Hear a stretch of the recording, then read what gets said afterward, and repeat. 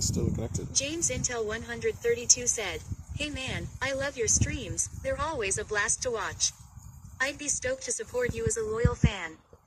Great. James Intel 132 said, "You're definitely gonna blow up soon. Wow. Add me on Discord. You got Snipers _33 _52,682. Be personal friends.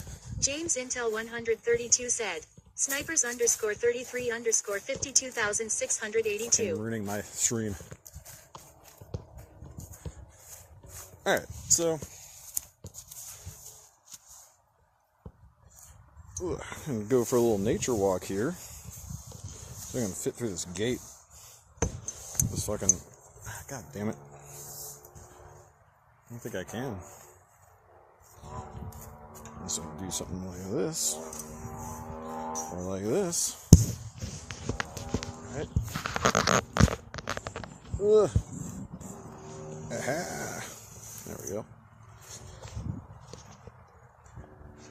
It's a beautiful day, so I want to go for a little nature walk. And got my Camelback. I got my hat. Kind of see from my shadow. My gear.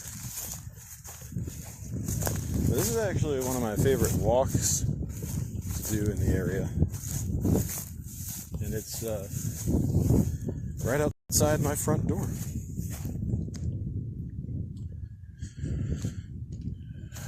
I like it because it's not really an official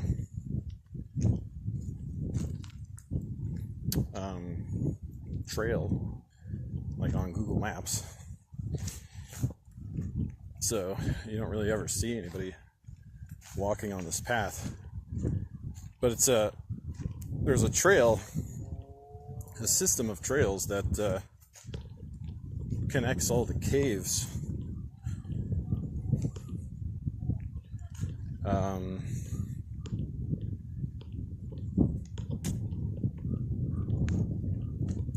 There's a bunch of cave entrances around here. There's like cave preserves. And you can't enter them anymore because they, we're in the middle of a big city. So they barred off all the entrances to, because back in the 80s, I guess, and 90s, this was all just like public land or whatever. And people would go explore the caves and try to like map them out and see how big they were and if they were connected, and just cave exploring. But I guess some explorers were down there one year when a bunch of floodwaters came and they needed rescuing. I don't think anybody died, but it was obviously a dangerous situation. And after that, they barred off all the caves. I guess the city did, just to keep people from getting themselves killed or getting themselves in a position where they needed to rely on public assets to rescue them. So, or maybe it was to keep something in. Some beast. Probably not, but that sounds cool. Sounds like a bunch of people are playing Little League baseball today.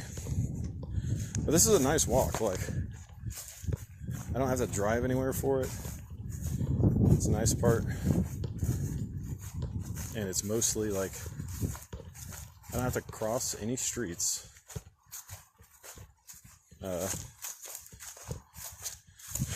And it's a good like 4 or 5 miles, I think.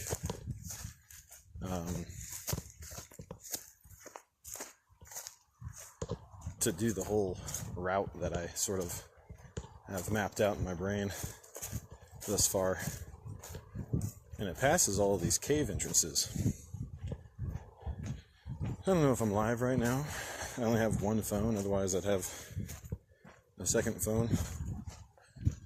Trying to see if Come live. I think I'm probably gonna be good. The GoPro is broken, so that whole system is out of commission.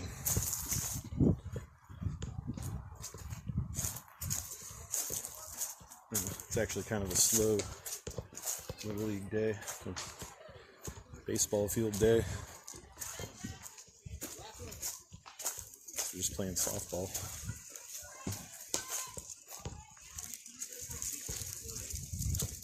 Okay.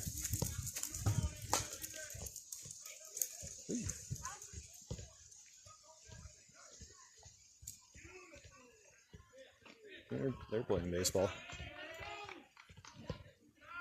There's days where every one of these fields is being used at the same time. It's like the biggest thing that happens in this town is these baseball days. Little League baseball.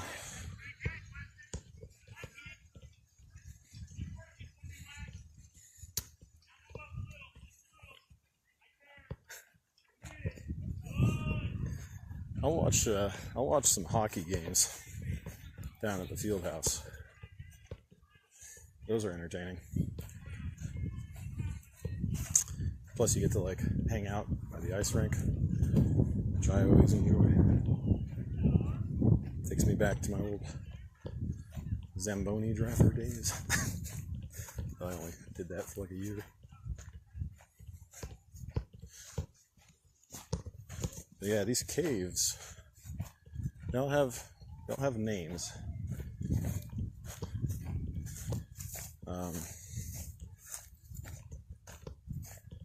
Well, not all of them, I guess, but most of them have names named after the people that, I guess, discovered them and explored them initially.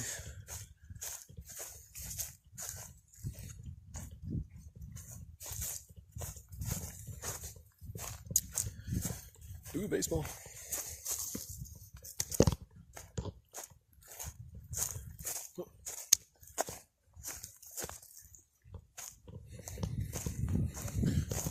So I just wanted to kind of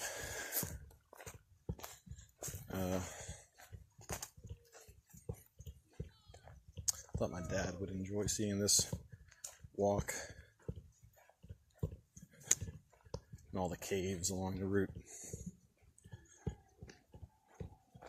So Dad, if you're watching, thought you might like this little walk. If it's even live, I don't even know if it's not really bothering to check everything to the max. Let's see if I can throw this baseball without the phone coming out of the mount.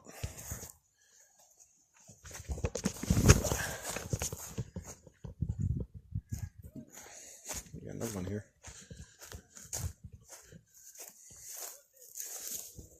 Well, these guys probably gonna want to like collect them or something afterwards.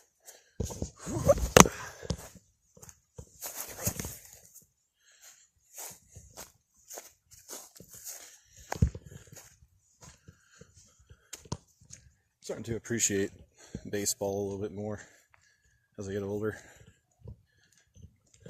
because I think it was a game that wounded and disabled and old and malnourished Civil War POWs could play.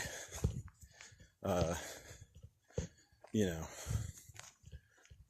didn't have to like be too athletic to catch a ball, maybe throw a ball, hit a ball with a baseball bat. Even if you have one leg, you could potentially hit a home run. So I like how it's just like a game that like gets you outside, and there's a athleticism angle to it where definitely benefit from being fast, from being able to throw the ball well. But you don't necessarily have to be able to run all over the place. Anyway. Yeah, I was thinking of taking the bike somewhere. It's like a coffee shop or something. It's like normally what I do in my free time.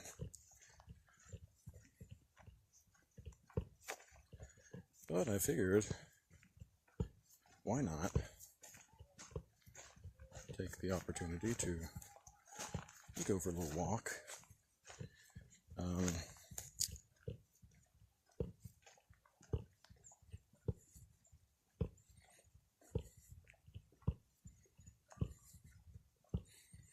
And I really just wanted to work on the card game today. So I think while I'm walking, I'm going to be brainstorming some stuff still. So, what is it I really want to do with the card game? There's no rush on completing the fucking card game, but it's like maximizing my weekend time for, my productive side projects, because it could be lucrative, I'm trying not to focus on that too much and like try to control it to the point where I'm suing people because they threatened my ability to make it lucrative, But I think if you produce things in your life that are useful to other people, you deliver like a good product as generously as you can, they'll want to compensate you for it. So, or you'll just like, and there's usually when I walk this little route by myself, I've been listening to all my Emerson essays that I read aloud. I'm like re-listening to everything that I've read past couple of years, more than a couple of years. I guess maybe 2 years. Probably 2 years ago I started reading that Emerson stuff. That took me forever to complete. And after that I started all of the great works, Syntopicon chapter introductions.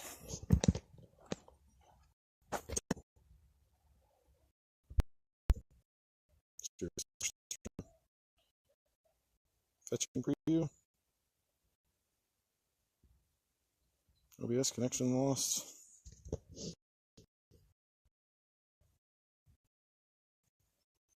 Back button.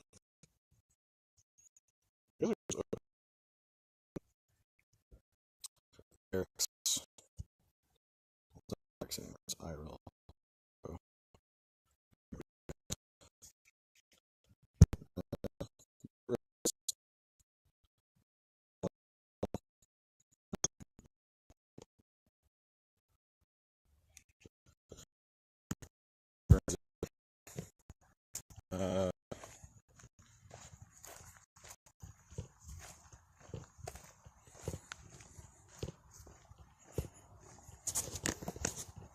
So I started reading all the great books of the Western world, Syntopicon, great ideas, introductions.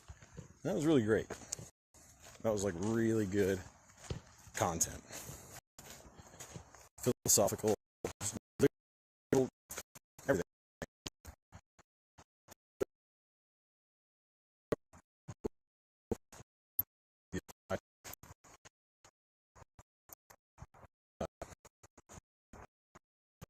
So,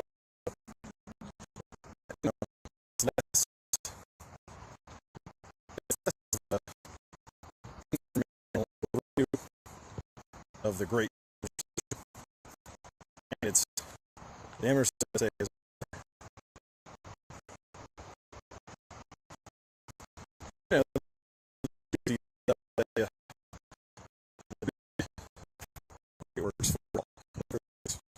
That's the real philosophical ideas that will change your life. Change the way you think. Change what you believe.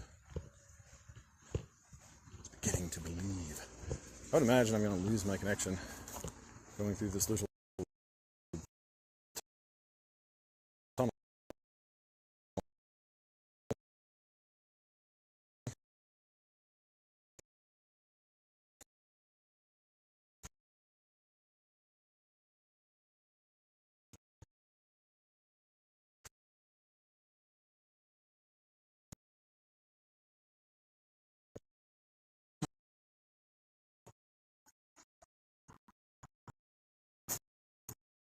That's an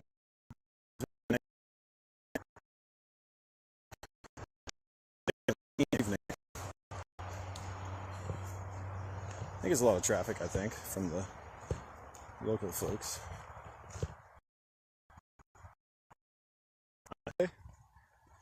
I can just, since I'm not really like on call for anything with my job, I can just pick up the door with nice get away Connecting.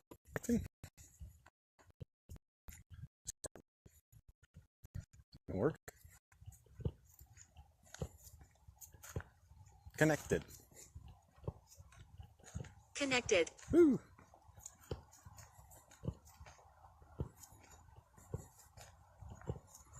So it's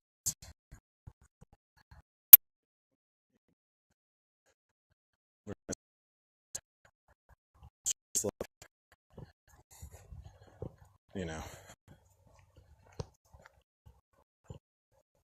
but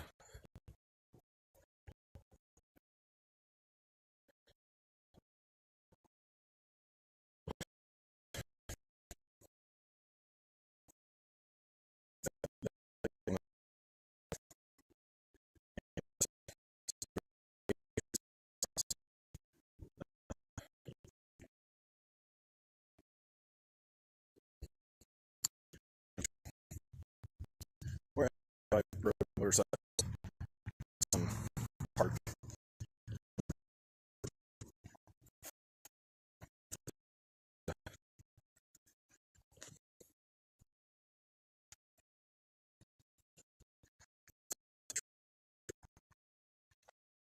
Behind. I'm going to be able to zone out and think.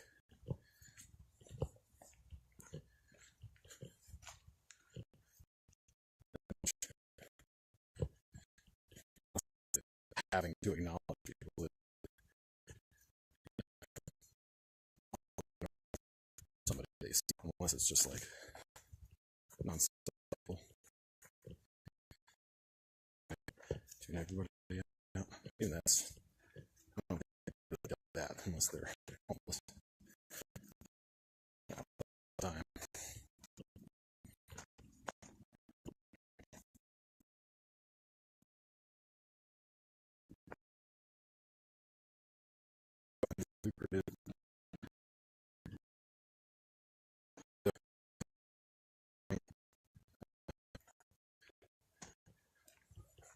Not really. I think anybody watches my streams that much.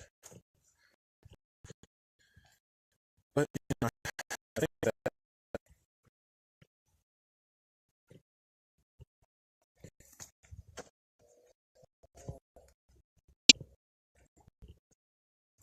no one's gonna see this design. It's like steal all the ideas. Actually, anything. But I don't care. It's just the important thing is cultivating a creative.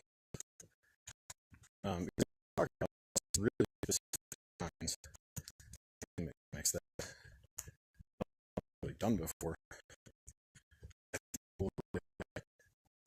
So, you know, took those designs and tried to like sell it because video games and board games and stuff are a sort of a booming thing at the moment.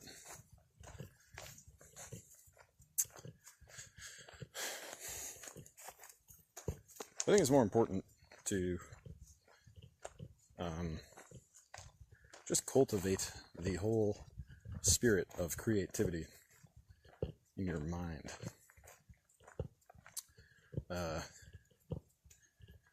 And generosity. Like anything you can afford to give away, like without dying, is probably wise to do.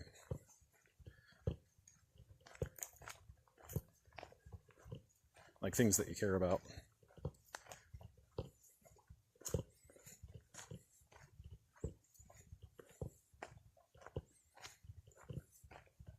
Instead of trying to like covetously possess them, share them with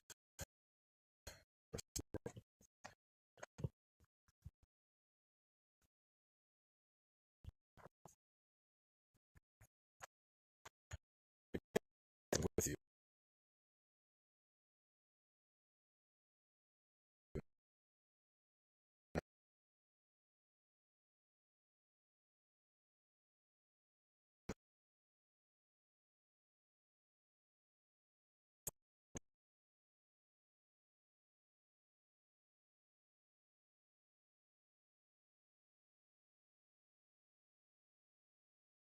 Mindset.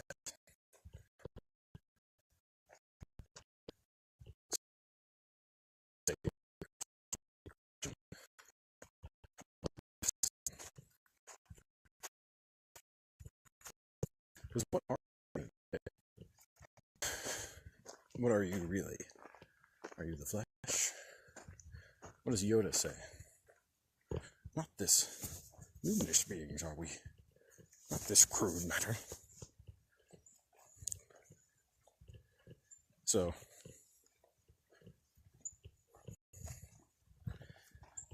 you know,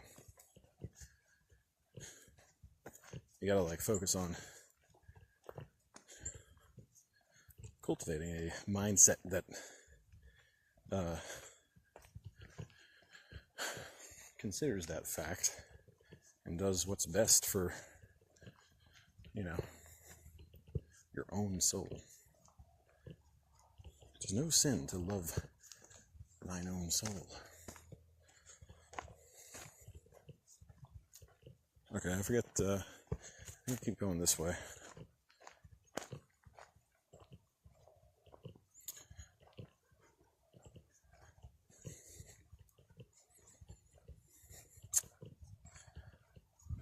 But at any rate,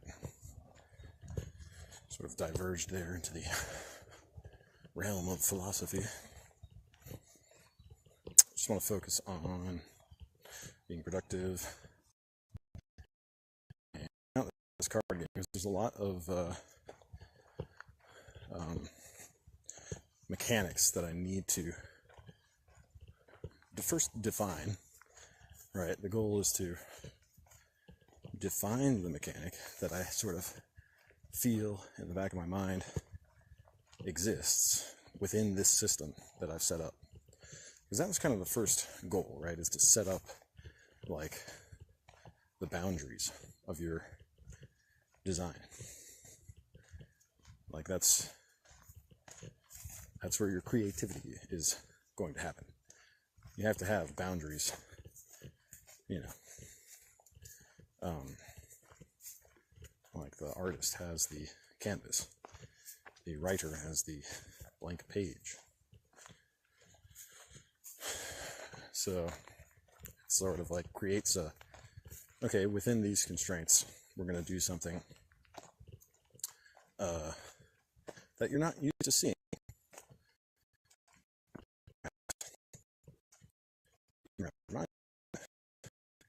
Because it falls within boundaries. Anyway, so the boundaries I kind of created were or identified really, were battle line, I was saying earlier, card orientation, and you know, the typical, all the typical stuff in a card game. Hand size, number of cards you have in your hand, life total you have remaining.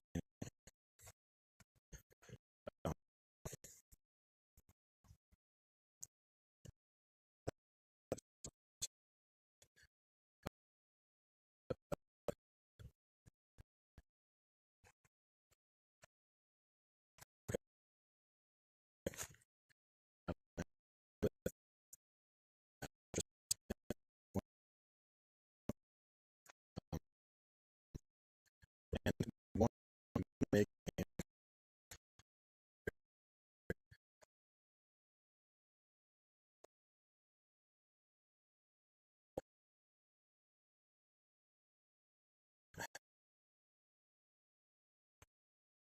fonts, clear action that either player must take in response to the other player's actions.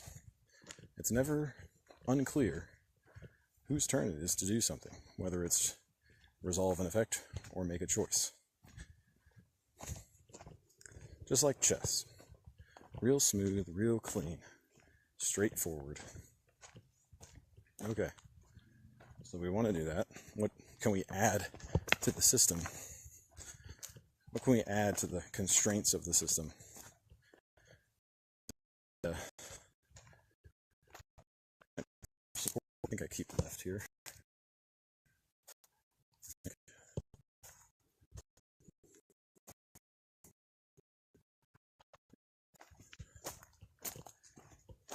All right, let's come up with, well, first of all, you know, finding the oblivion.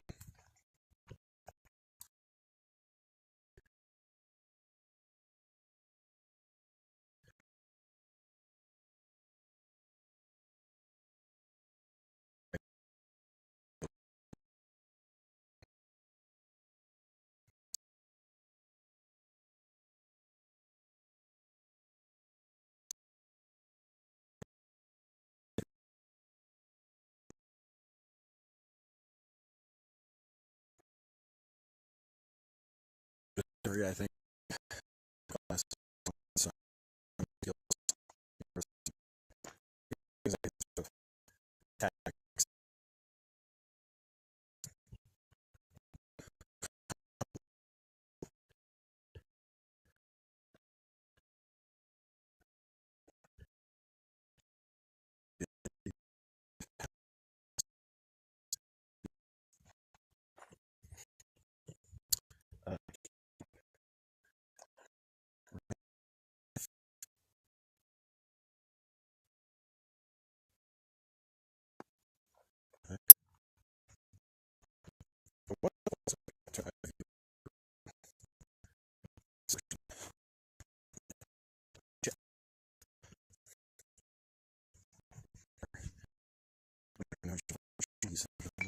everything's flat.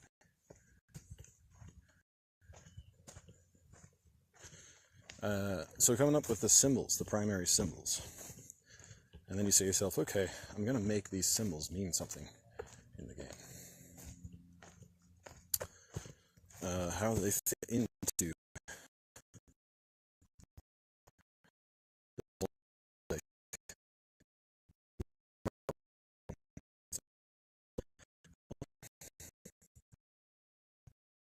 schematically?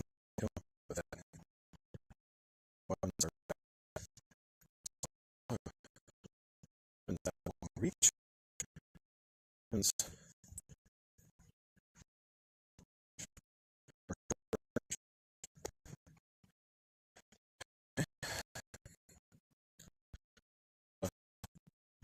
You know, better. So if the card is at reach advantage, that make it so any of the weapons have both a speed and reach advantage, or not.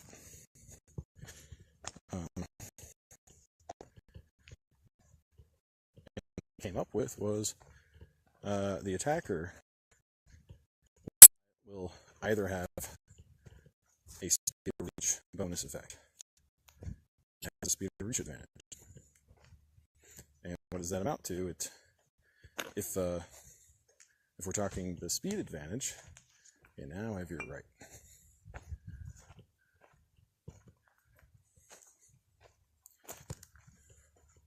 Disconnected. Connected.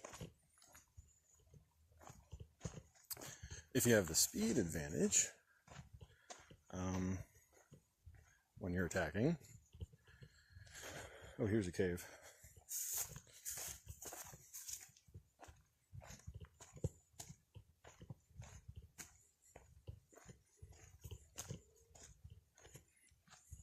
Cave entrance, Buttercup Creek Cave. Princess Buttercup. So, all that information.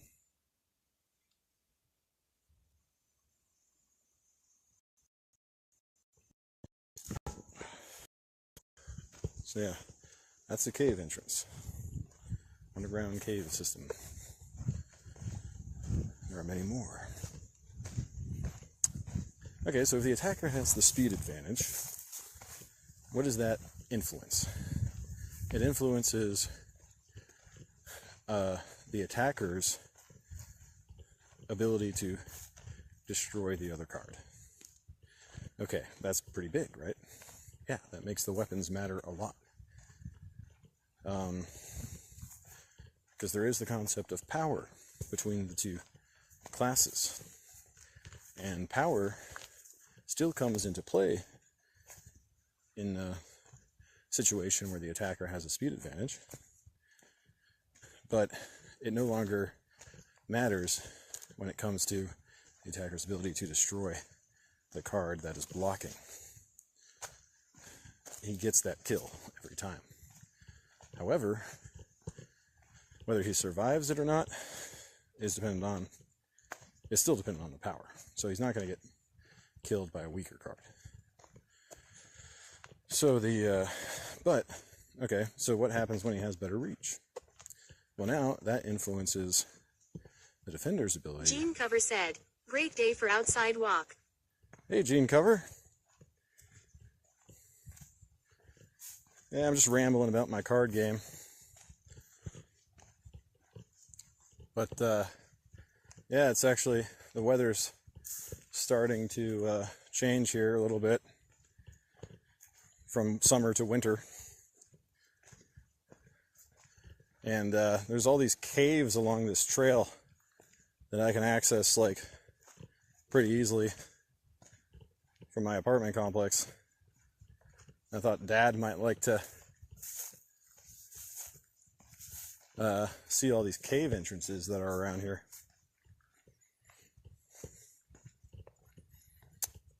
Hope your visit in Boston is going well.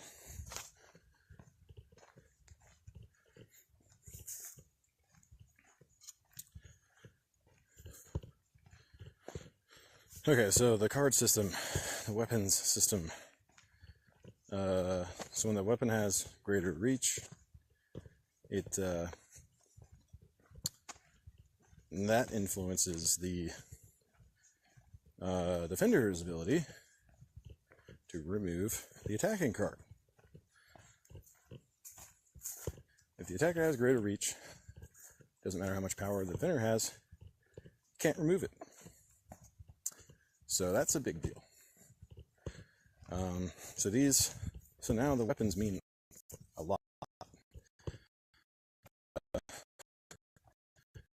What that means tactically, I think, is the defenders are always going to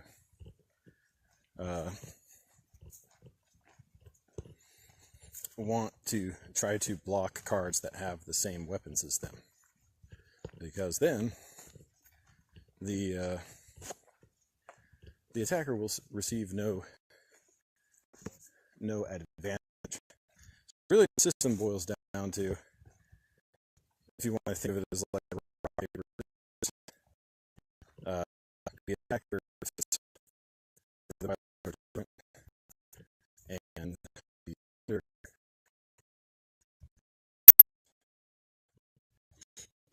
and the weapons.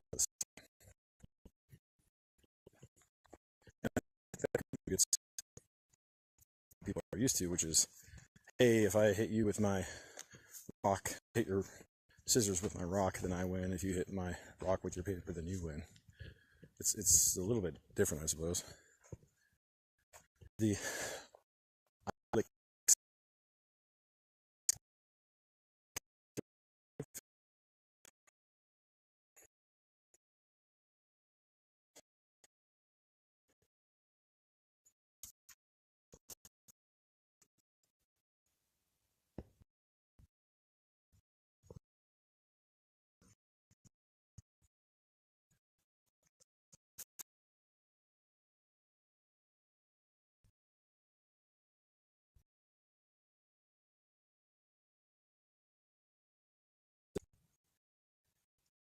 cave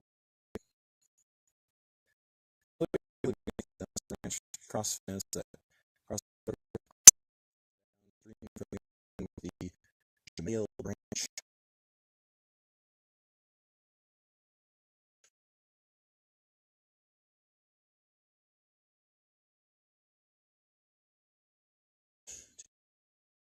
Cave proper is a 6-foot slot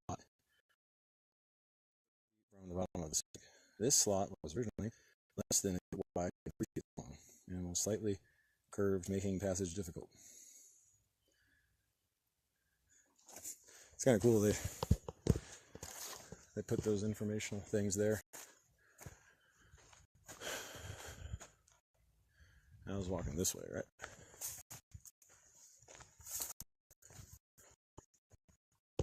Yeah, basically what it amounts to is the defender wants to block with the same weapons, typically. But then you also have to come in, you have to account in your mind, like, probably some other things, I would imagine, if you really got into this game with the rules the way they are at the moment. It probably wouldn't always be that straightforward of, hey, this guy's got the same weapon as me. You also want to look at their attack power. And you don't always have to counter in this game. You can block if you have a shield. Or you can just, with the latest revision to the core rules that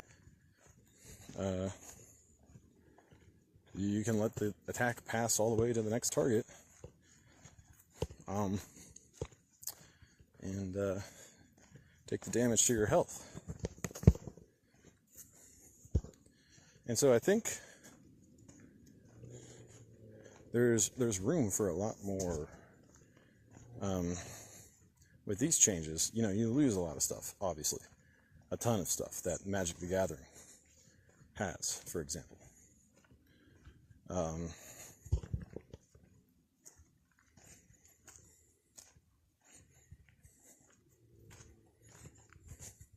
But you gain some really interesting stuff, I think, that you don't normally see in card games. Here's another, this is like the biggest cave entrance out of all of them, I think. It's really wide and deep.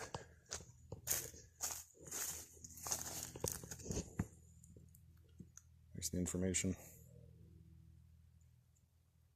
Sick.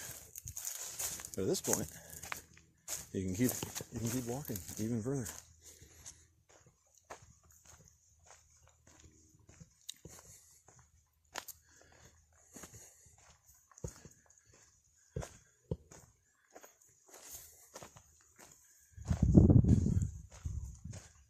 Down this path.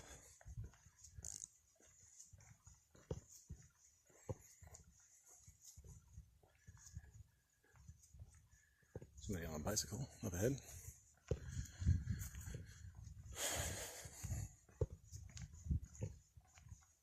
And I don't know if I'm going to do the full walk.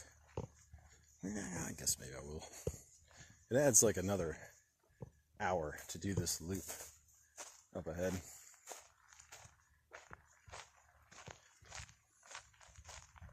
But that's basically the complete. I'm sure I could like stroll through some other paths in the woods and stuff. I don't really know them that well.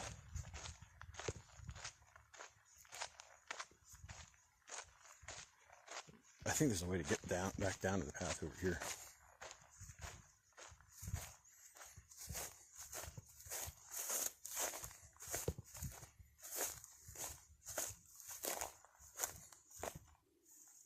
Over here. One of these places. Partner. Yeah, right here.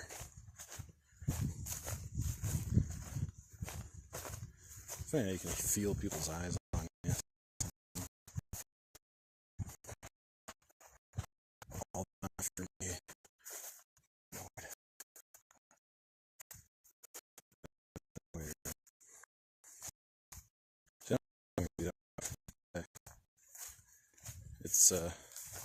It's definitely a nice area, preserve.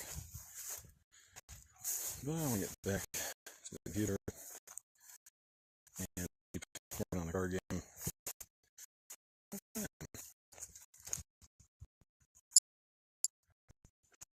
It's interesting. It is an artistic thing, I think. Creating an elegant system creates a game. A fair, balanced game that's interesting to think about and has a lot of replayability and specific skills.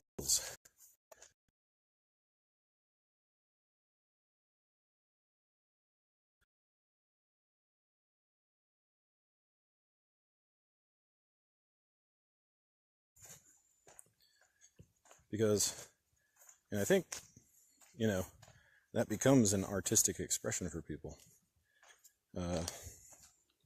Like me, potentially, who spend so much time looking at code and thinking about code on the computer.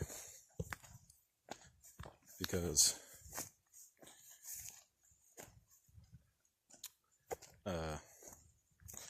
that's very similar to a system of like turn-based game rules.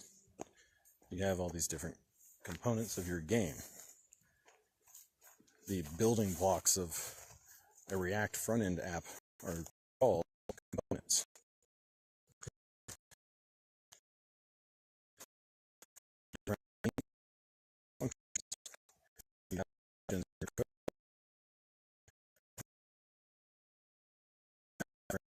Very important concept in software development. So it's been enjoyable to design a game in my free time. Because that's just like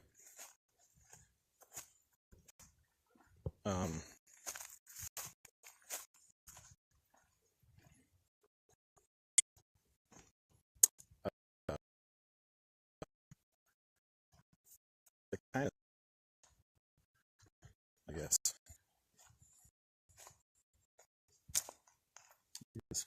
Made a shelter.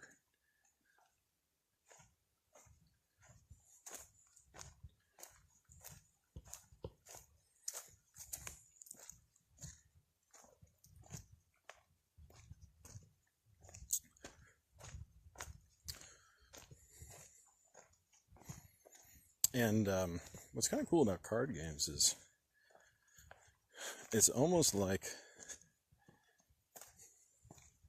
something I always thought was really interesting was how human beings are able to remember very complex songs or tunes very easily. most of the first time they hear them. If it's a good song, right? If it's not just a bunch of noise.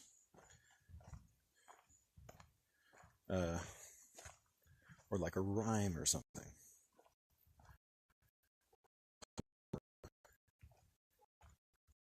Sort of verse. So I just thought, how come we're able to remember? Because like on a sheet of paper, the changes in intonations, right? Represent those numbers. If you said you chose the music, if they weren't trained to imagine what that sounded like or read music, it would just be, they looked at the numbers, which is essentially the same thing as music.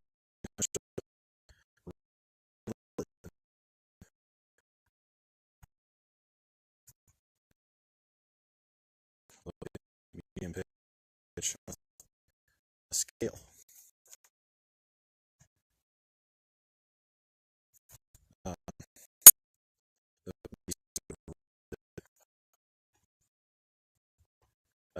Which is over time.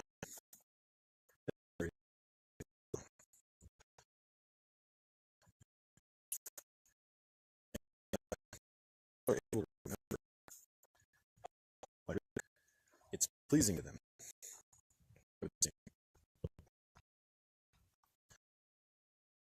in some way, or their souls. Yes. And it's kind of similar with similar thing I've noticed with like Magic the Gathering cards. Like you've got people that can remember very like huge numbers of very specific mechanics, you know, which you could just say are functions in a program is really what they are. Like maybe it takes an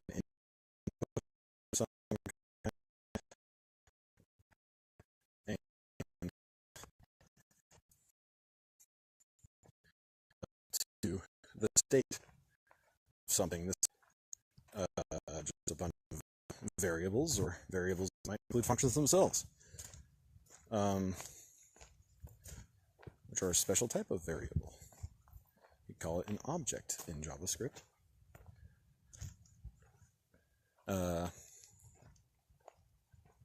Or just a function. Name of a function is a variable as well. It can be passed as arguments to other functions. So, yeah, people, and that's why I've also said to myself that all these people who are really good, really into board games and stuff, tabletop games, would be good programmers.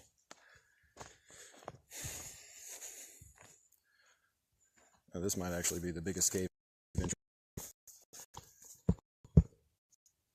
me see if I don't want to drop anything in here, but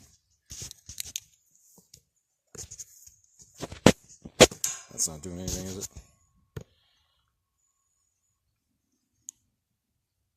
There it is, the cave. So this is another cave.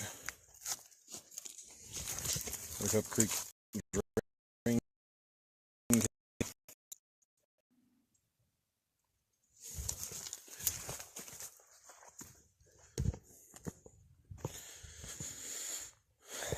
I don't know what my point was with the whole discussion about remembering magic cards. I just thought that was interesting. That, oh yeah, give me a name or some aspect of, like, if you ever see those YouTube, like, and you know, have some aspect of a card that is shared between like a computer with a, what cards it might be. So people are able to remember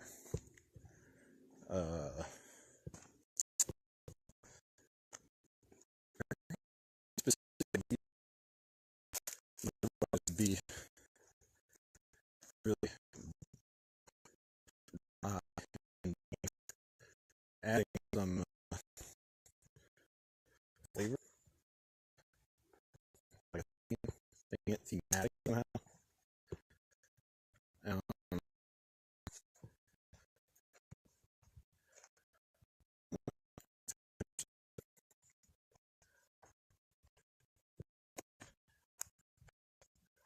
that's what I think is interesting about these games. They have to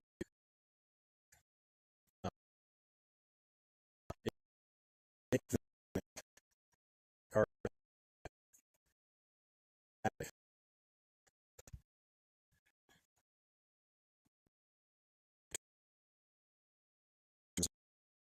imaginary.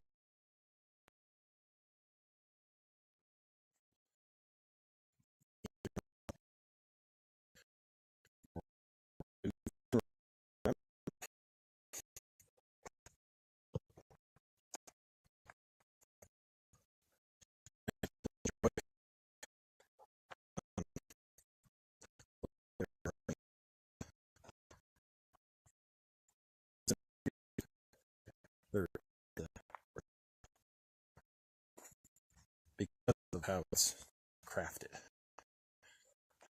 by the designer. I think that's why people like these games so much. It's like, you know, like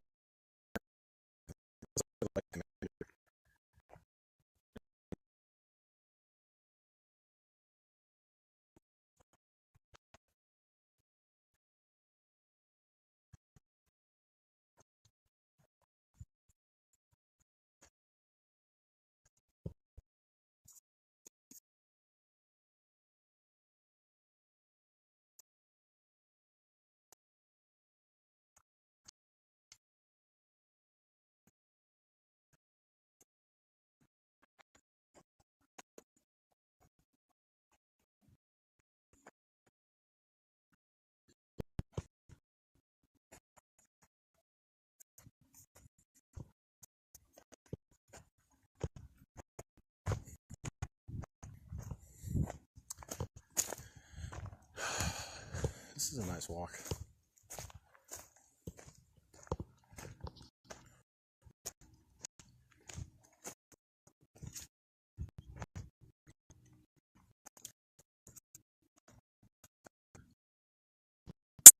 Let's do it this way. Dead end. By dead end, I mean entrance neighborhood.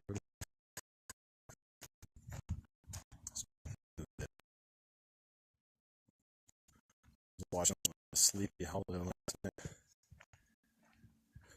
Tim Burton, Johnny Depp, Danny Elfman, the trifecta.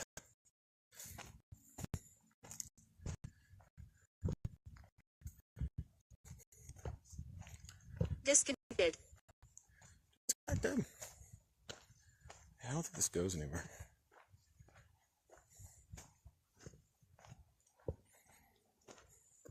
Disconnected.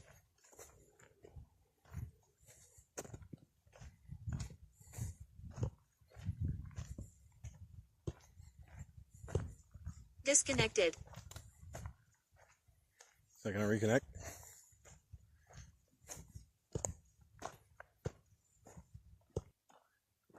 Disconnected.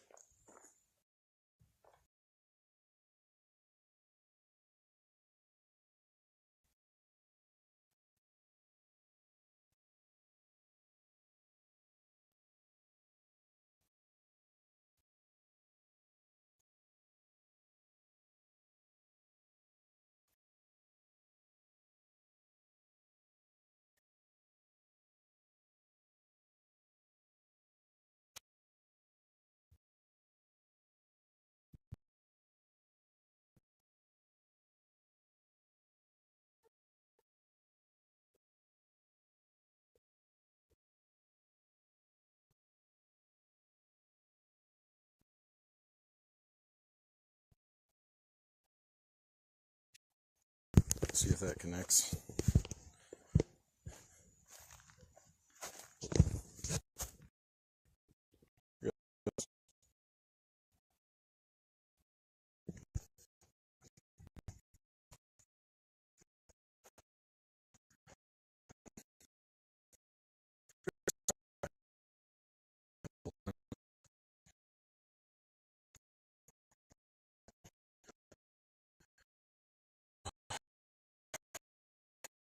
designing and naming the most fundamental mechanics of this that should be included in this system that I created.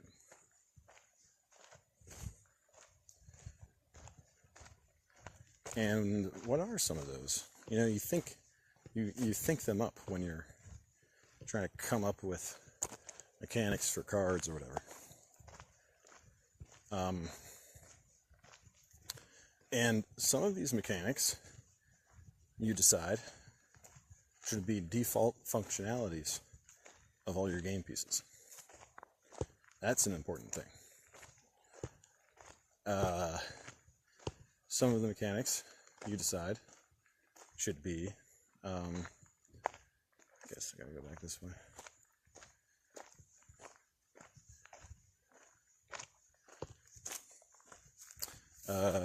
Given keyword.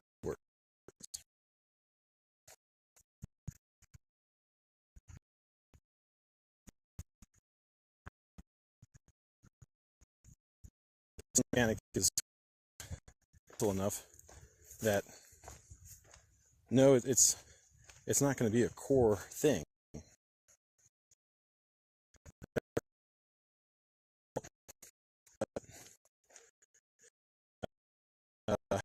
See myself wanting to make it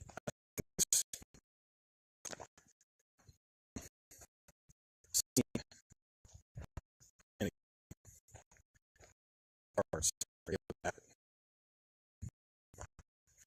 Is this effect too powerful in game?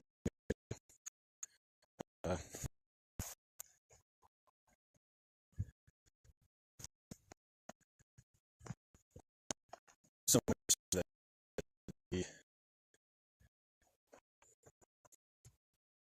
just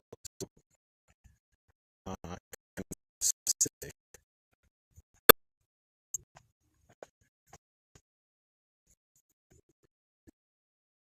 Smart mechanic that you make into a and keep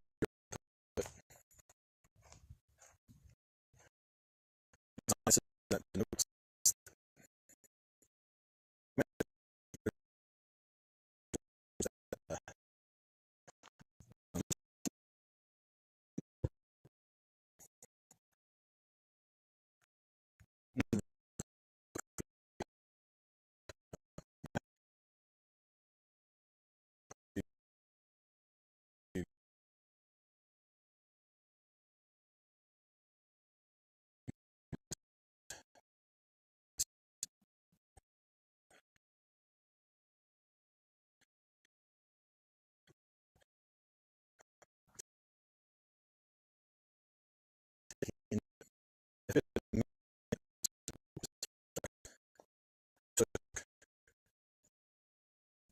something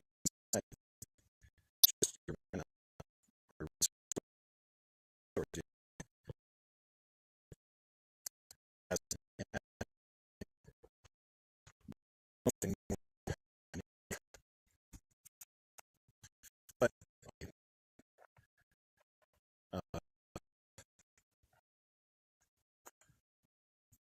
would really like to figure out how it works.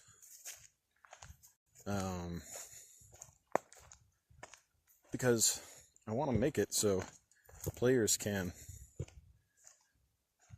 do things that create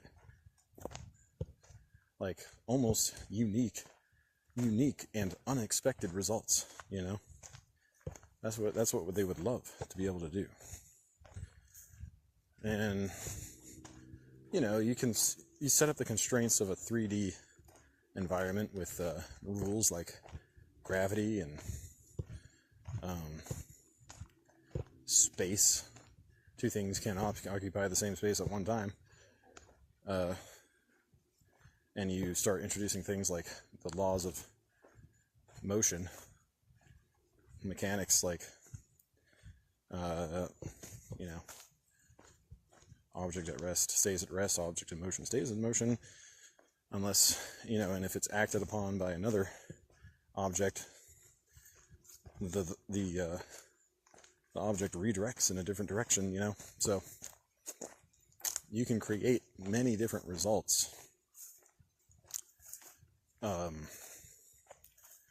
a system like that, and that's why sports are so fun. And sports games are so fun and replayable. It's because you're always doing like these crazy combinations of movements or whatever that you've never done before. So you can't have all the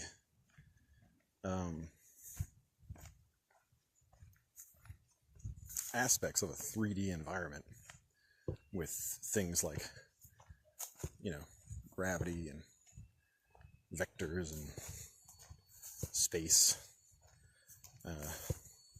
You have time, I suppose.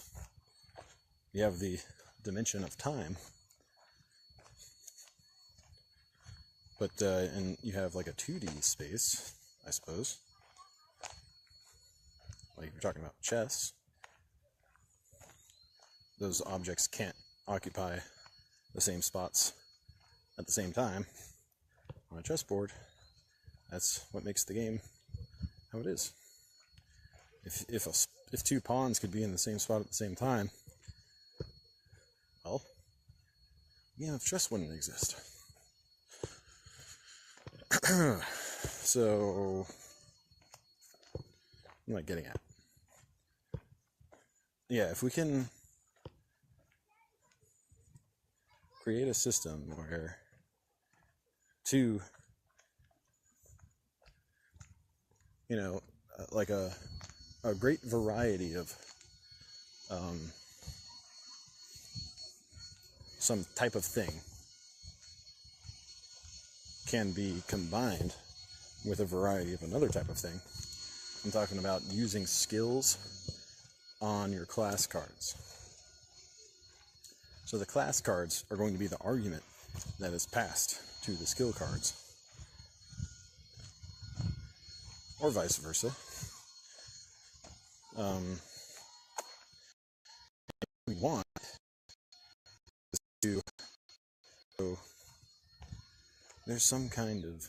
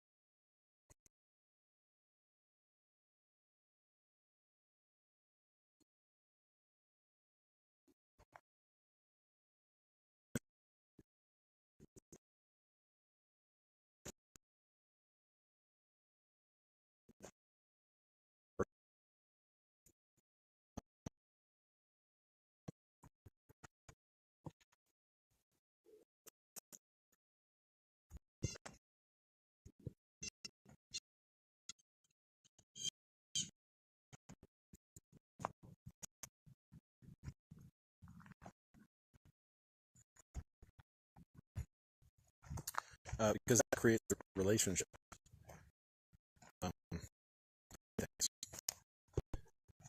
Dynamic relationships.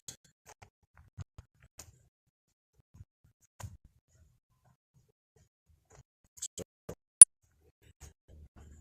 and philosophy is another thing that you can just the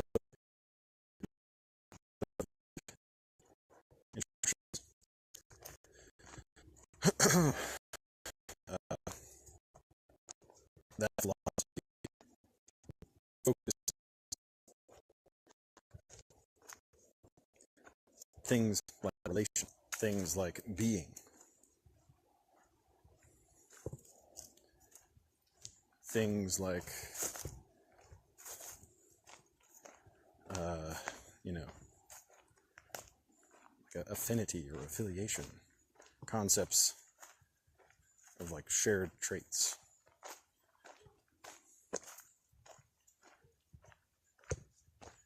So the classes will be combined with the skills.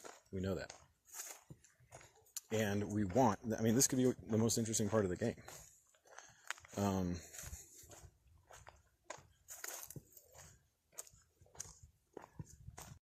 We want the skills to be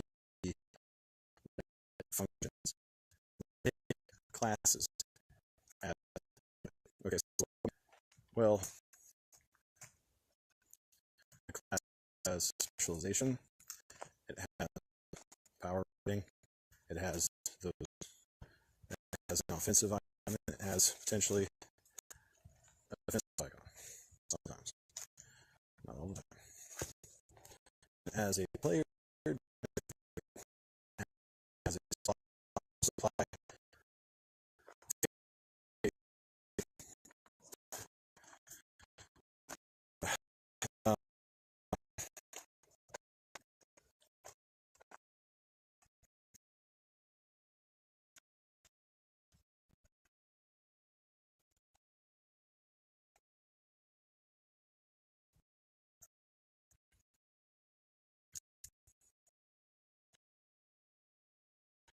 And you have the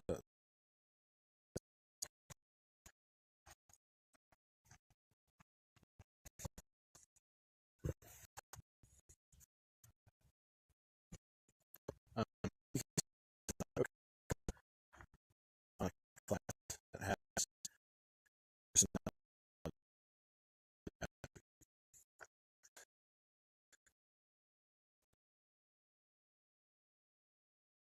effect that will have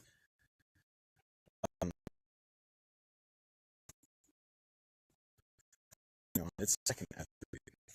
Depending on it, right?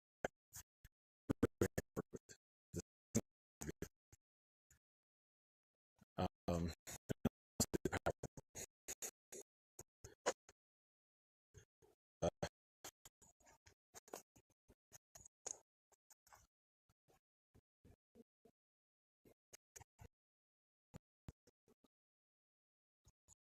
if you got speed,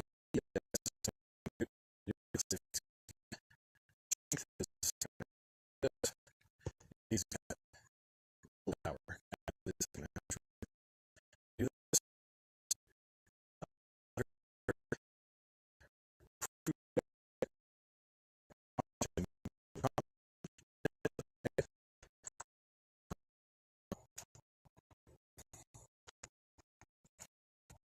But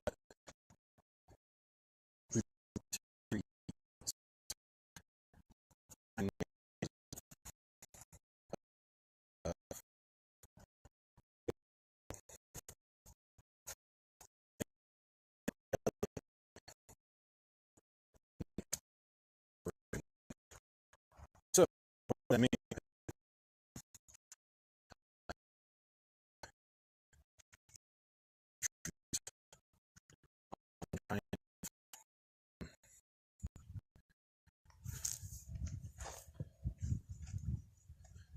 relational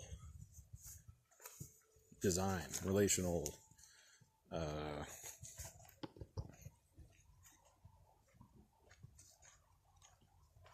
diagram that is schematic, like we did with the weapons.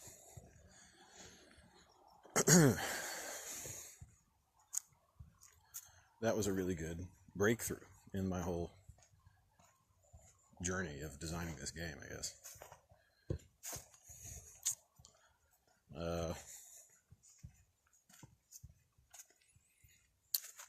I don't know where that will lead. That seems like where you want to start. If you can create some kind of like, okay, well, imagine the attributes, the 6 attributes arranged on a circle, with luck in the middle. So it creates like a pentagram or a 6-pointed star.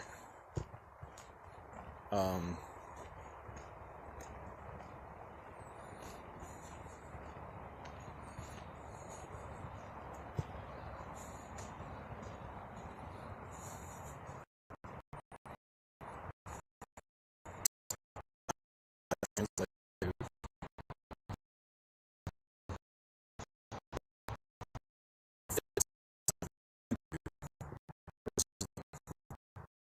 some different skills.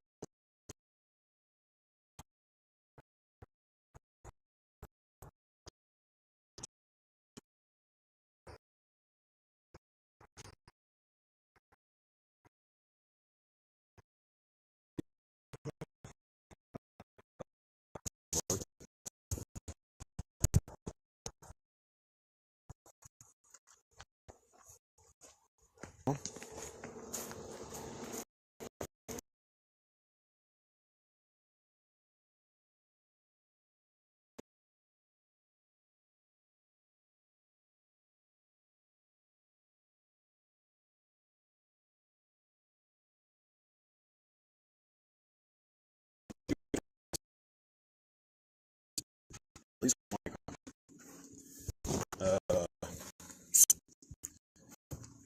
and every skill has a primary attribute.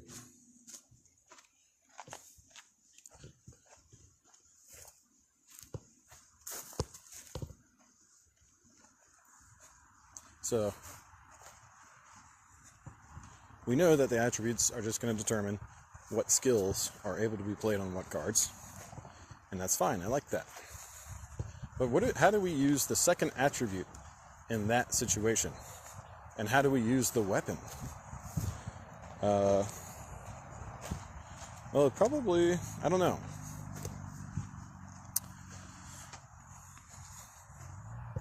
Maybe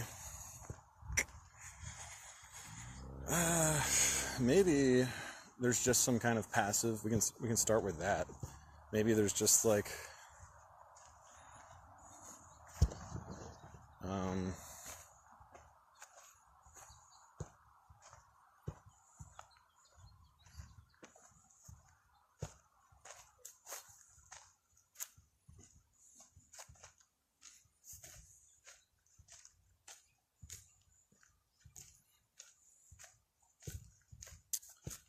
maybe the traits have some sort of passive effect that applies to skills that... So the first trait, the one that you're matching with the skill card, lets you play that skill. The second trait, perhaps, then comes into effect. Or that, because so you're not like... So let's say the strength attributes have some kind of thing where it's like, okay, if it's a skill card that does damage, then it does 1 extra damage. The agility trait, the agility attribute perhaps, maybe we devise a system where some skill cards allow you to reposition something. See, we need to define all these different game sort of things you do in the game. You have to define, and you create a language like that. Like, what if we came up with a symbol that meant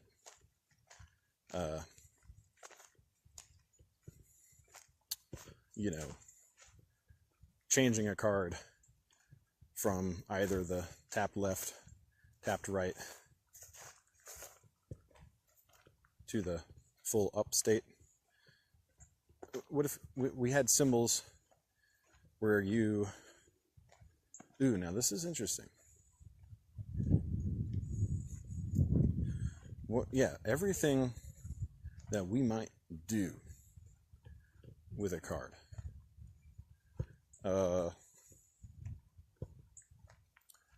Whether it's reposition it on the battle line, untapping it, I guess just those two things for now, but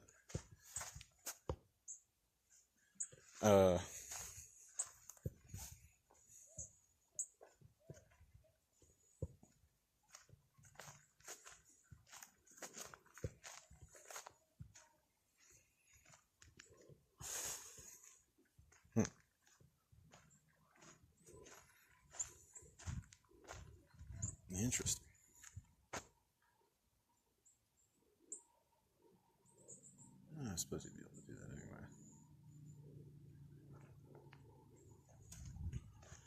Yeah, what if repositioning a card on the battle line was something that took stamina? Okay, I like where this is going. We can, this is something that might work a little bit.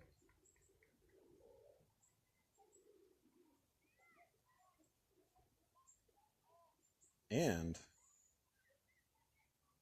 you know what?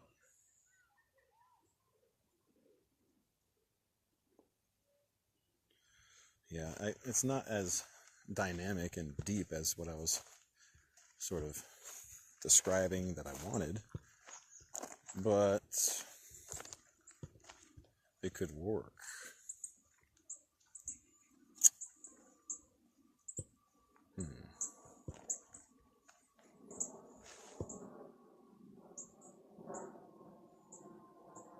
Yeah, the problem with it is, if you say, okay, if this card has the personality trait or personality attribute, +1 to every card draw effect that is the result of a skill card being played.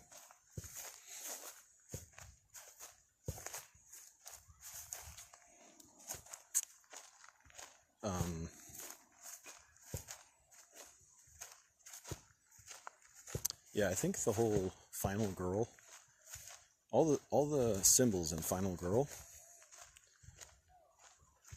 are a good idea. I mean, you shouldn't replace all the keywords. Like, I don't think, like, replacing all the keywords in Magic the Gathering would be a good idea. But in Final Girl, you have these symbols.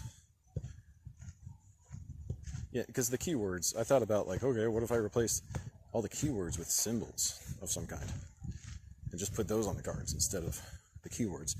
Well, the keywords are often more descriptive than a symbol would be,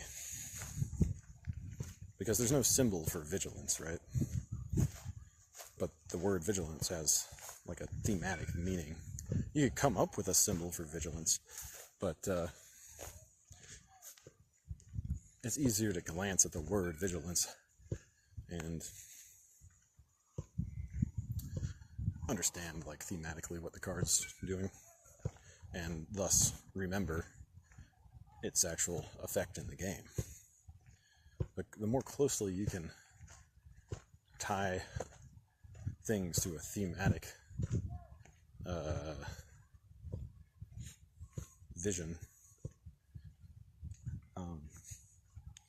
the easier it will be to remember them.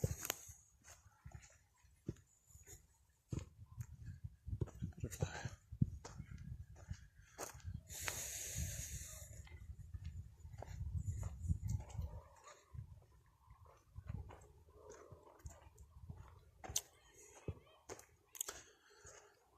So,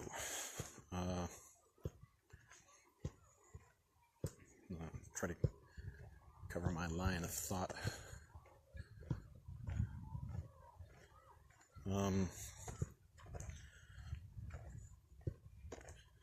I think at the very least this will be like a pretty good system.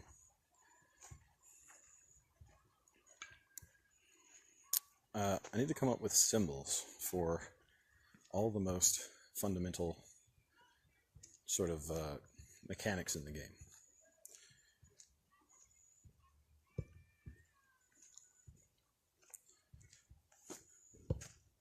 So I'll come up with a symbol for drawing a card. I'll come up with a symbol for moving a card on the battle line.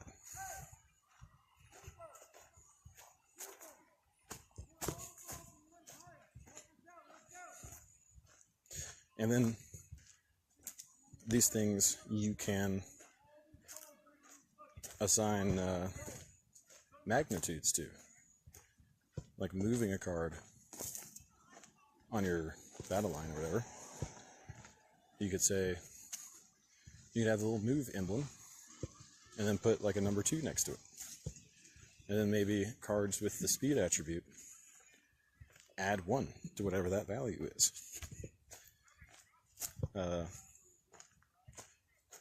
So now, instead of just being able to move 2 spots on your battle line for a reposition, you can move 3. And in order to make that a thing, we had to come up with a symbol.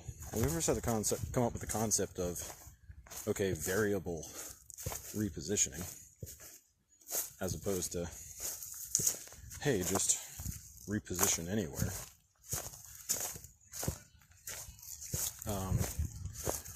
And then you can toy around with the idea of giving certain cards or attributes or whatever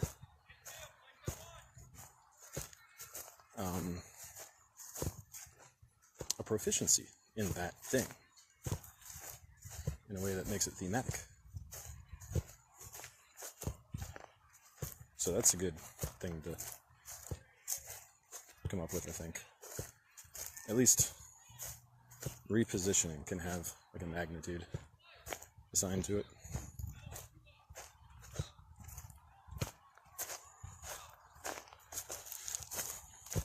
What else? Card draw, I guess.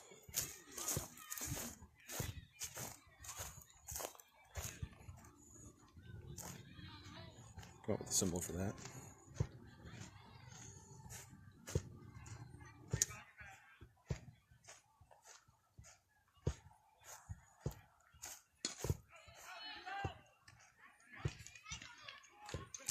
Coach.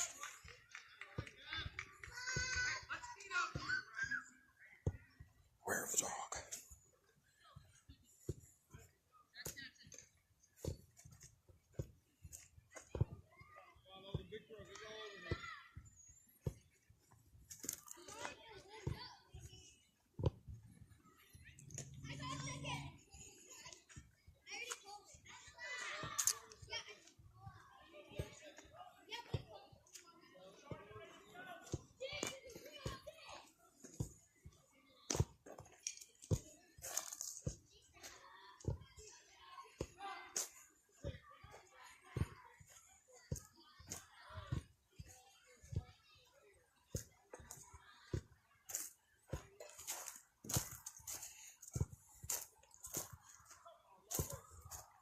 Readying other cards.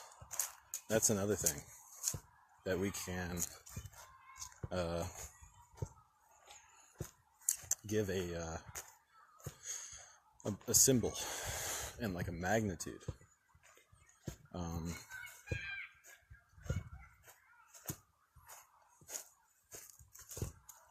Because you could say it costs 2 energy, whatever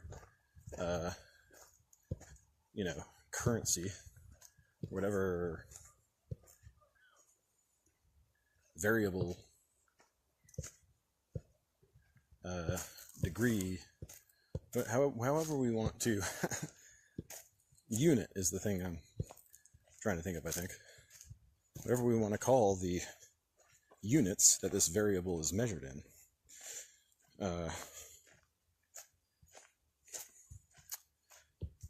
We can call it energy, call it something else, call it mobility. Like we might have an effect that says, untap a card, sure, or untap 2 cards.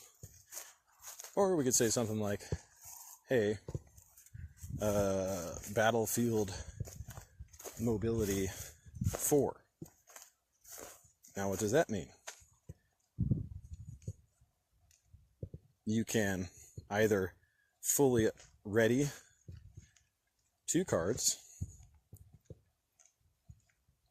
or you can half ready 4 cards, or some combination of that. Because there's this whole thing in the game, this whole system of like half tap and full tap.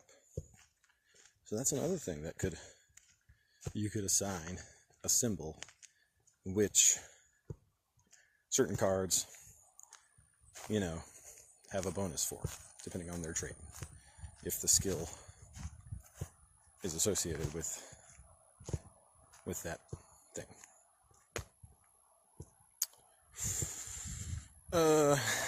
The cost of anything you could decrease, obviously.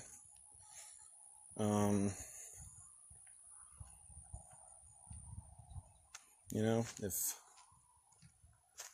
like Speechcraft could relate to that, like in the game, it costs less septums because I have good bargaining skills, right?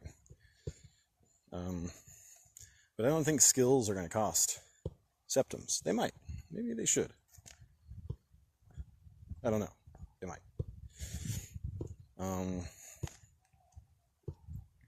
But probably not that much. Probably just like 1 or 2.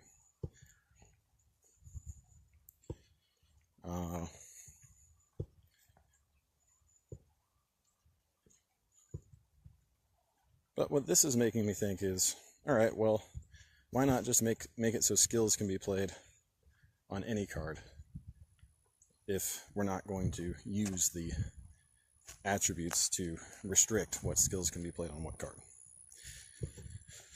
Maybe that's a good idea. I think it is. I think it fits thematically as well. Like, just because, you're playing as a mage doesn't mean you can't use an armorer ability. Try to, make a piece of armor. You'll just have level 5 armorer skill and not be able to repair shit or whatever. So I think that's a good development. I'm going to mark that down when I get back inside.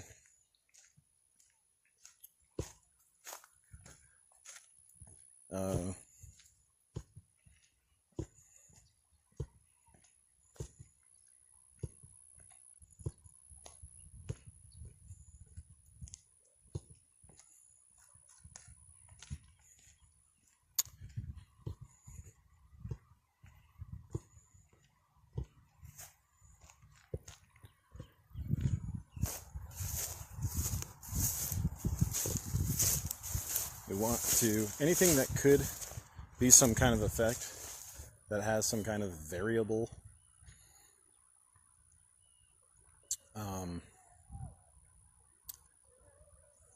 degree, or that we can define so that it's variable, or has a sort of because most of this game, there's no concept of directional differences.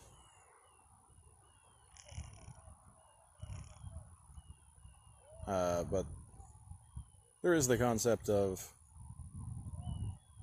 magnitudes. Comparison in magnitudes. And this gets into the areas of philosophy, quantity. That's what I was trying to think of earlier. The ideas of quantity, or the idea of quality. I think if you understand philosophy really well,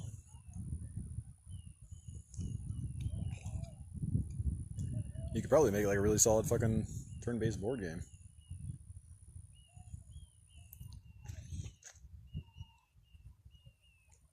Because every board game deals with those fundamental ideas.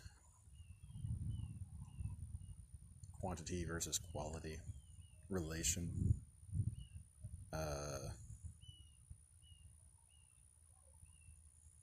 things.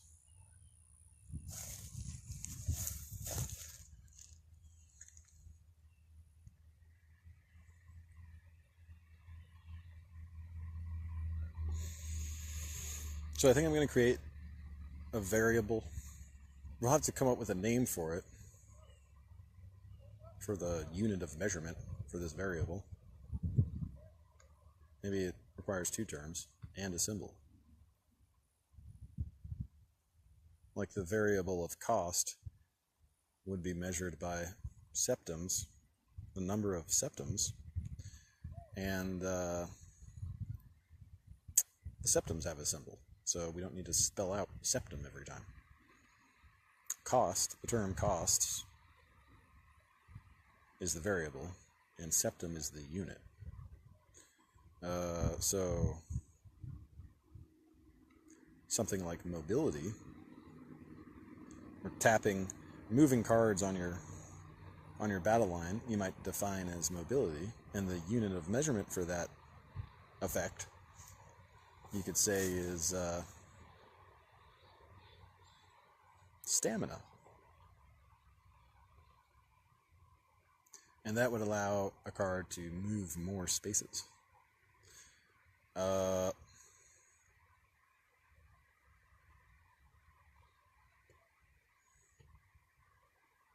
whole thing with untapping, there's only a degree for really two, one or two, if you're talking about a specific card. But you could apply that to your whole battle line and have a much better sort of range of effect. Like, maybe you could say this card, playing this skill card gives you stamina 5. And maybe there's only 4 cards on your battle line. So if you wanted to move this card all the way to the other side, it would be 1, 2, 3. And if you still had 5 stamina left over, you could then go take this guy and go 1, and then take this other guy and go 1. So you could rearrange your whole battle line, potentially, with the stamina, or the mobility effect. Okay, how about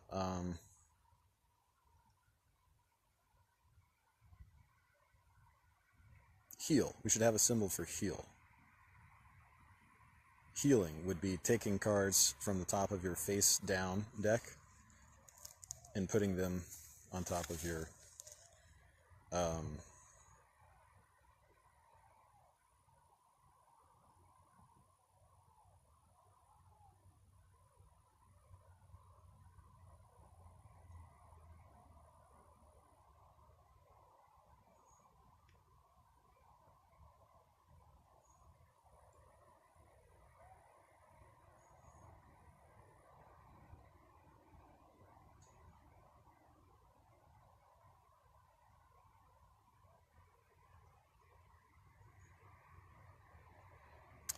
on top of your library.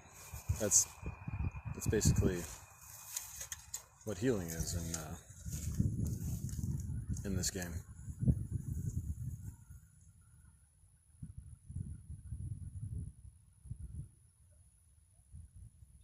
What else?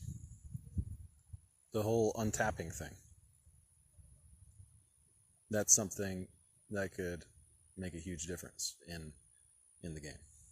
So we should have a variable for that. Because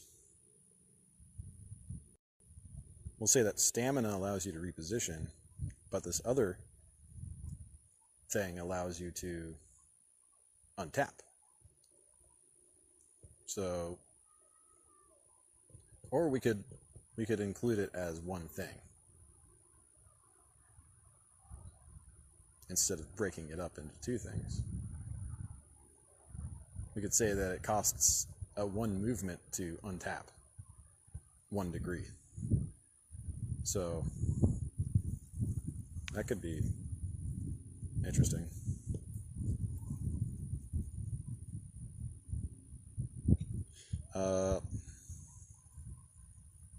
Yeah, maybe that will just be 1 thing. Come to think of it.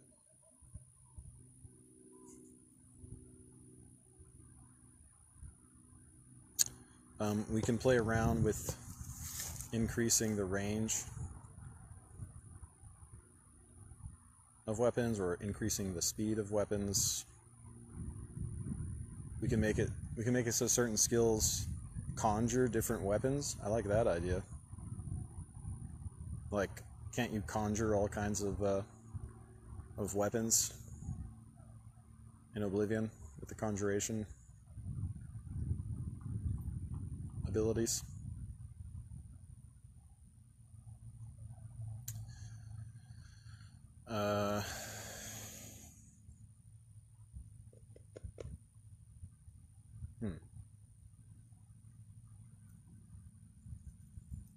Yeah, maybe.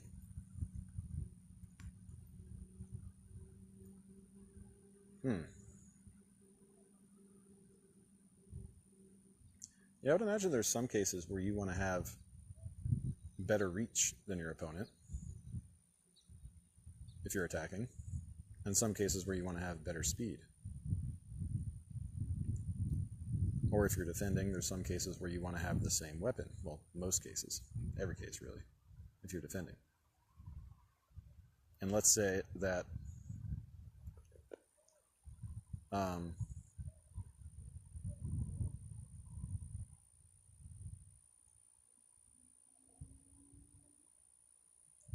yeah, I guess the conjuration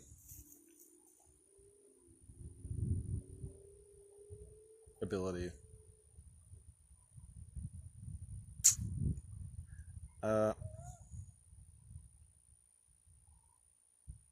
Yeah, we'd want to term it, we'd want to obviously term it so the players never had to specify any kind of weapon.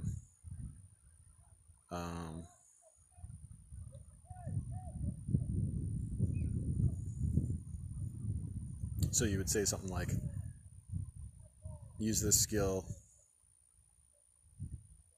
your weapon is faster than your opponent's. Or use this skill, your weapon is faster and has better range than your opponent's.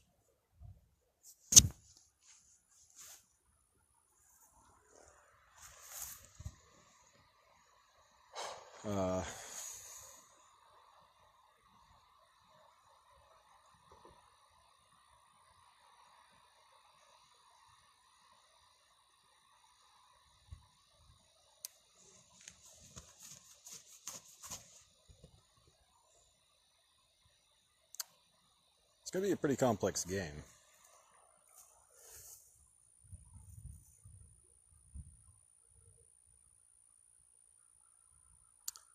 Question is, when you add up all of these rules, is it actually going to create something that, really smart guys can think clearly about and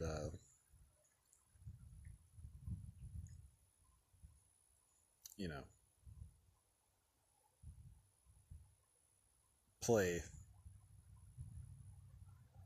in such a way where they're able to outsmart and outmaneuver their opponent, or at least try to, in a way that makes sense and is fun? That's the question. And I think so. I think everything that I've come up with thus far kind of creates a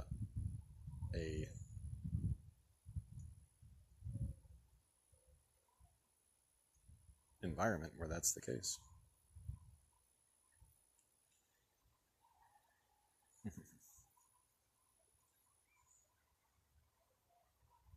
Saw the kid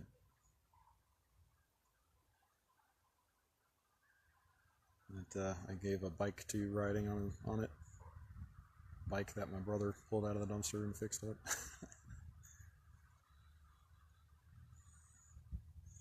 For some reason.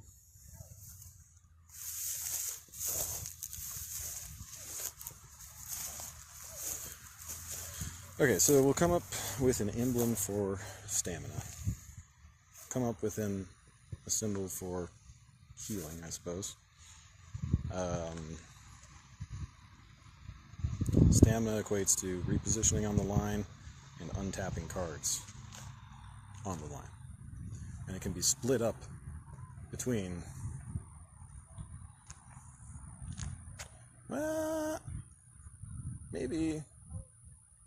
maybe it's just like on a single use, because you could, that makes it Okay, so that makes it work. So if you want to move 2 spaces and ready your card from a full tap, then that costs 4 stamina. Or if you want to move your card, or with that same 4 stamina, you can move your card 3 spaces and half untap. Or you can move your card 4 spaces. Yeah, I like that. It's more thematic.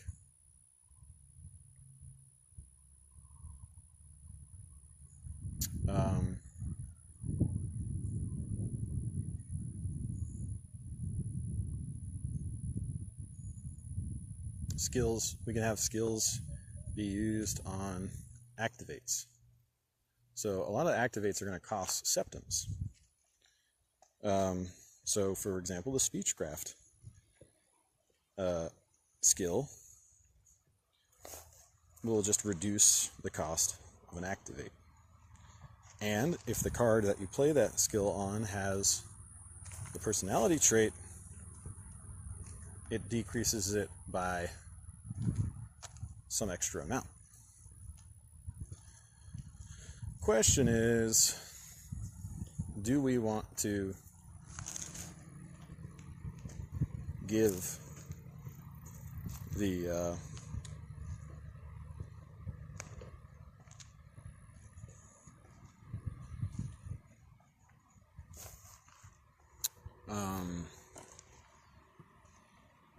the attributes varying degrees depending on how strong the card is? Maybe.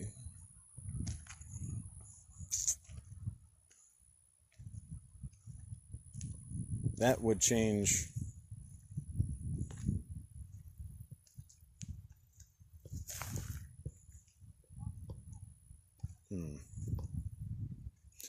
what the skill cards can do. Or that would make it so if you played a skill card, well, you know what?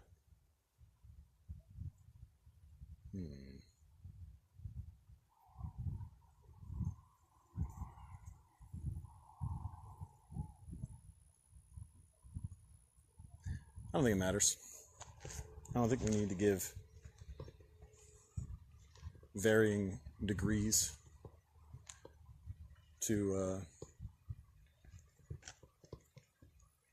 the attributes.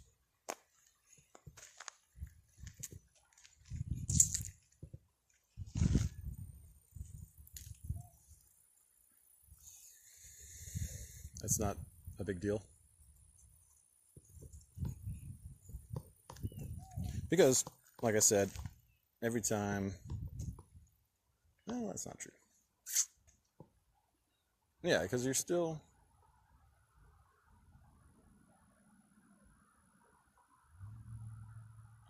I'm just thinking, like, why would I ever use a skill card on a weaker card? It'll be fine.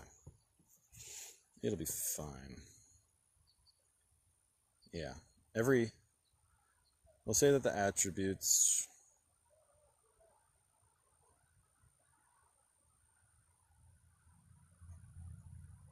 And some attributes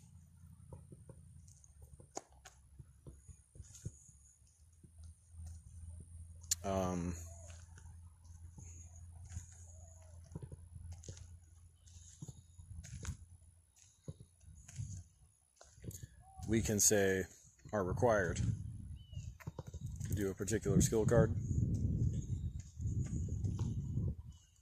if we want. But I think for the most part,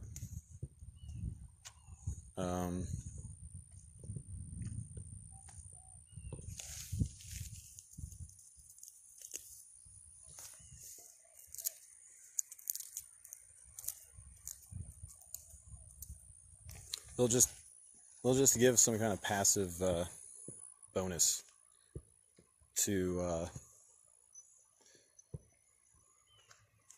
whatever effect a skill card might have, if it's synergistic with that particular attribute.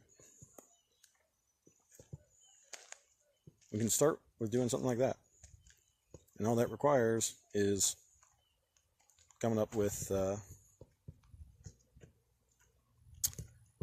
a system that, like I said,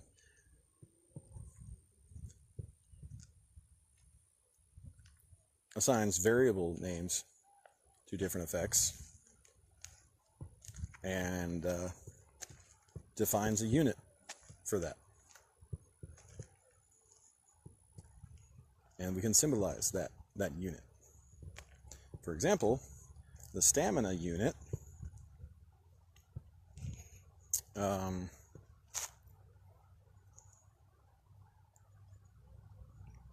stamina, we could say, is the unit of mobility. And what is mobility? Mobility is the ability to reposition and untap a particular card. I think that works great.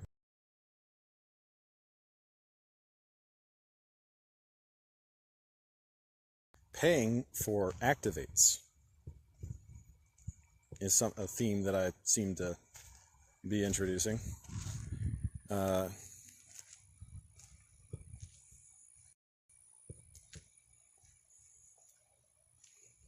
That can be defined as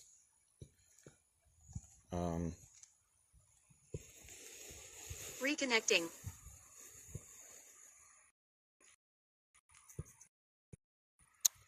a card's, we define it as connected. It's defined as cost. We have it defined, and it's the unit is septims. Healing. There's two ways that healing can occur. It can be reviving a card from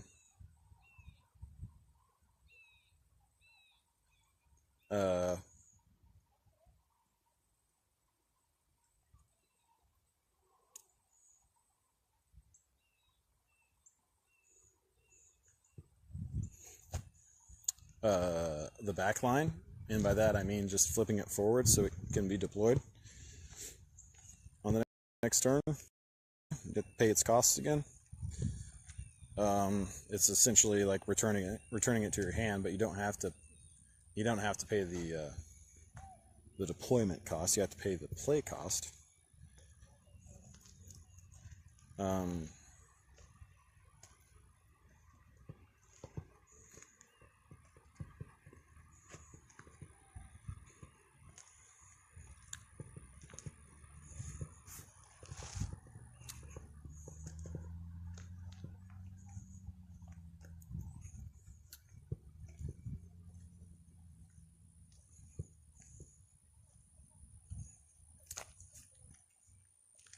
Sure, nice out.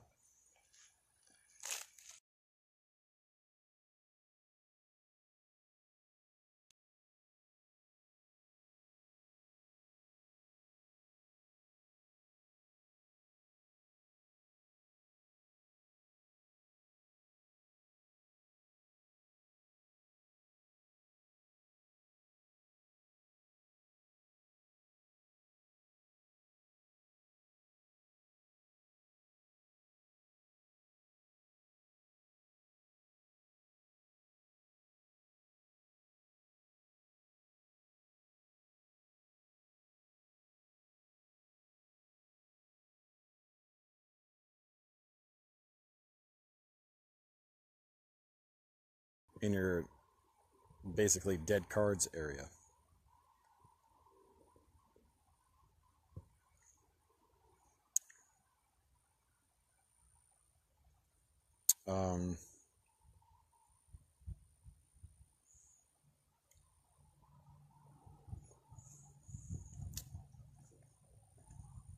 Maybe we differentiate between those two things, or maybe not. Maybe healing power is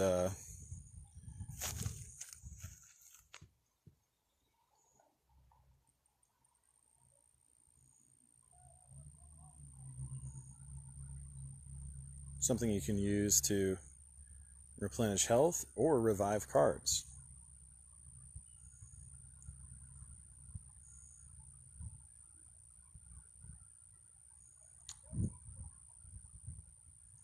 And maybe that's just something that we define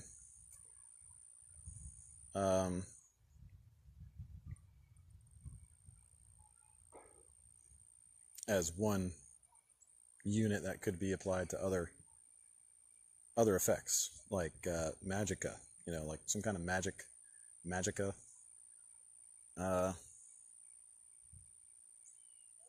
Symbol, that, like, hey, this card's got intelligence and willpower or whatever, so it's better at healing and it's better at doing like destructive skills. Maybe.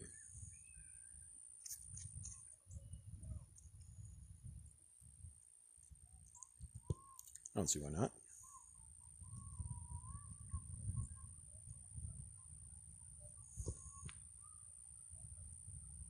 So the stealth cards are going to be good at things that benefit from agility. I mean, ideally, for each of these 6 attributes, we make it so it does something better. That's a good starting point. So I'm thinking for personality, it's better at paying for stuff. It's able to do things more cheaply, like activates.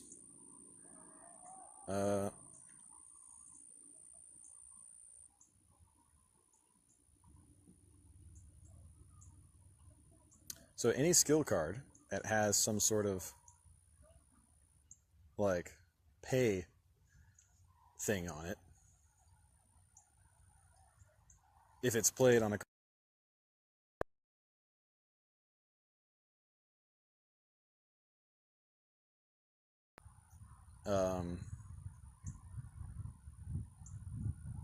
it's more effective.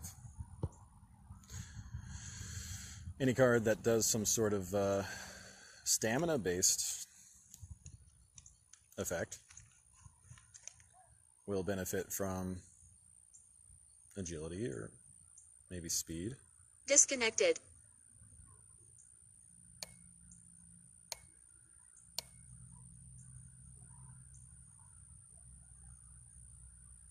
Connected. And I've already been following kind of a theme with the attributes where, if a card doesn't have shield,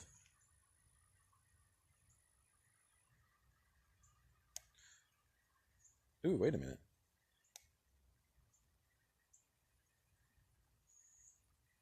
Interesting. My new design, I can make it so cards have dodge and shield, which I kind of wanted to do, for thematic reasons.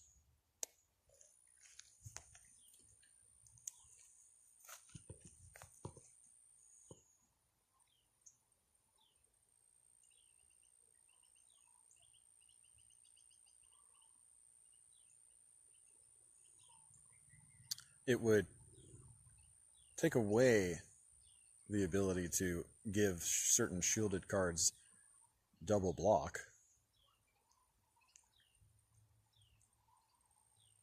I think. Right?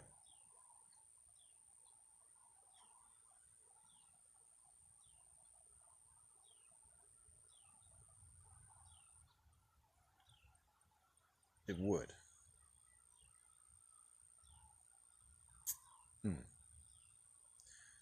Because in the current system, if a card had the shield and the dodge emblem, you could tap it away from the attack to block like normal. And then the next attack coming from that direction, you could either eat it, right, as a backstab, or if it had dodge, you could do a full flip and send it to the next card. I was thinking, well, the solution to that is, okay, well, you just don't give the double block keyword to a card that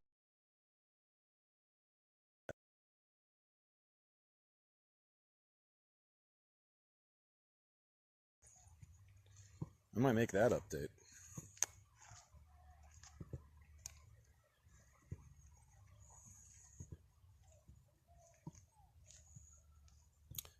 Yeah, I mean, it'd be nice if you could have some way to denote a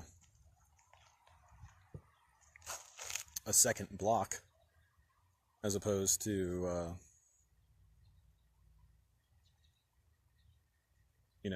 a dodge.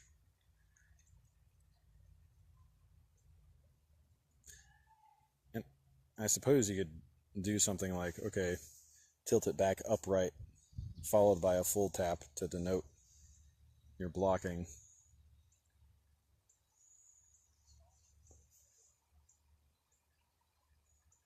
Because sometimes you won't want to block. Sometimes you'll want to dodge. Even if you have the choice to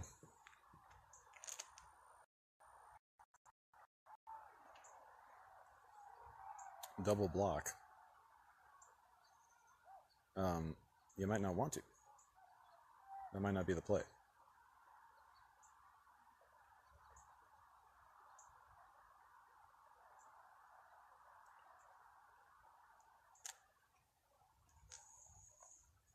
But there's no reason we can't.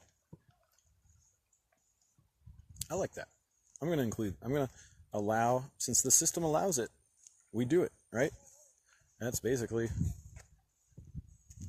we want to create a system that allows you to do the most things possible without violating any of our design principles. And we want to define terms and symbols for all these various mechanics that our system allows. And that gives us the largest number of tools. It gives us all the tools that we should have, within the constraints that we've defined.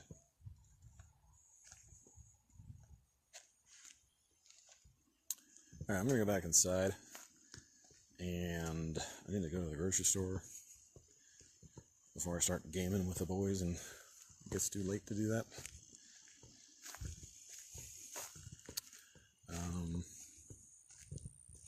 And I need to get all this stuff down on paper. Made a lot of progress. That's 3, right? That's 3 out of the 6. I mean, strength is just damage or attack power, right? So that's 4. Paying for things, moving around on the battlefield, magic effectiveness, healing.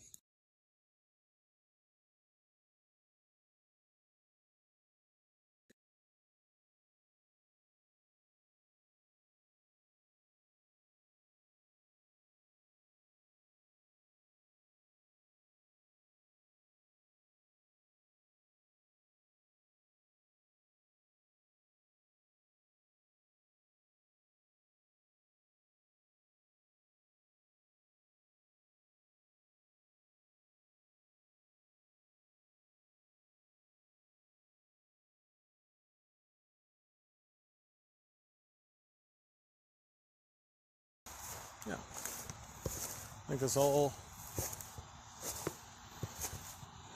could work quite nicely.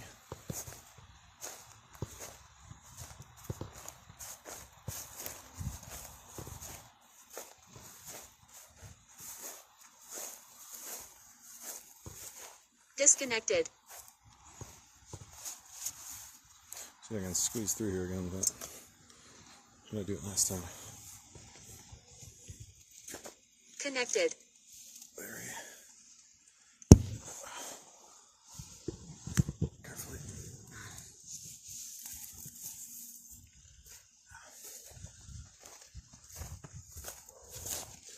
This guy's got a fishing spot somewhere. Oh, hey, my boy Danny. The bike I gave him. It's great.